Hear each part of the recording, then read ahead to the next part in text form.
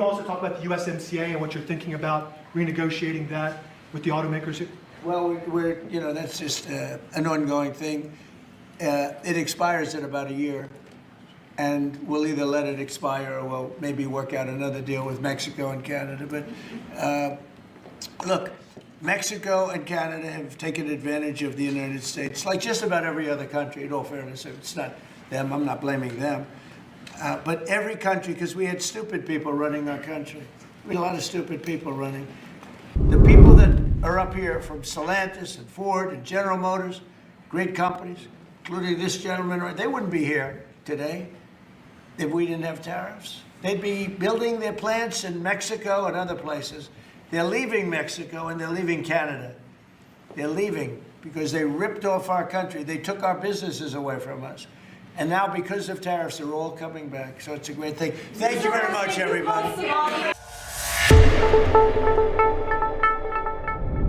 When Trump announces the USMCA deal to be either renegotiated or let it expired, a high-stakes discussion about the future of North American trade on Bloomberg Podcasts aired on December 3rd. Former negotiators and policymakers of the USMCA gathered to dissect the looming 2026 review of the USMCA trade deal, and the consensus was anything but comfortable. Steve Verheuel, Canada's special advisor for trade policy, didn't mince words when pressed on the stability of the deal. While many assume the mandatory 6-year review is a formality, Verheuel made it clear that the United States holds a nuclear option: withdrawal. Renegotiation, is there a possibility that the USMCA goes away? It's possible. The U.S. could withdraw from the agreement. There is a provision for that, as there is in most trade agreements. I think it'll be more likely that we'll do something with the review, but if the U.S. does not sign on for an extension on July 1st, then we're into annual reviews, but the agreement itself continues for another 10 years. So we may be in a continuing uncertain environment. This creates a precarious zombie state for the agreement, alive on paper, but effectively dead in spirit if the U.S. refuses to sign the extension. The conversation took a sharp turn when addressing the differing relationships the U.S. currently has with its two neighbors. The host highlighted a palpable tension, quote, bad blood, that seems to be festering specifically between the incoming U.S. administration and Ottawa, contrasting sharply with the approach taken by Mexico. I think we could agree that there's been some bad blood created, maybe more when it comes to Canada than Mexico. Former Congressman Kevin Brady weighed in, noting that President Trump's diplomacy is deeply personal. This puts Canada in a potentially difficult spot compared to Mexico, where the leadership seems to have cracked the code on managing the relationship. Ken Smith Ramos, Mexico's former chief negotiator, outlined a pragmatic strategy being deployed by President Claudia Sheinbaum. Despite facing tariff threats, Mexico is actively clearing the deck to ensure the USMCA review focuses on trade, not punishment. Perhaps to meet with President Trump, I think that the Mexican government's approach to finding spaces for dialogue and negotiation with President Trump have worked well so far. The efforts to try to eliminate the tariffs that we have against Mexico have not been successful so far, but I think that it has laid the groundwork for possible agreements on that end.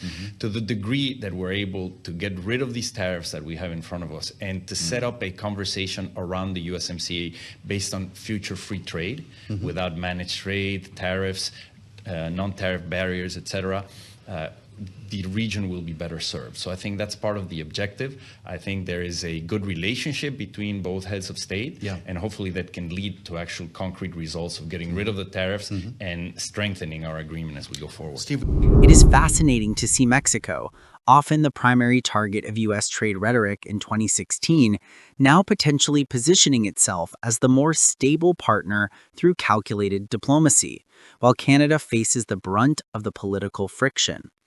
However, the doom and gloom of withdrawal was tempered by the geopolitical reality. Kevin Brady reminded the panel that the USMCA isn't just about milk and auto parts. It's a defensive wall against China. The economic integration of North America is the primary tool the U.S. has to maintain global competitiveness.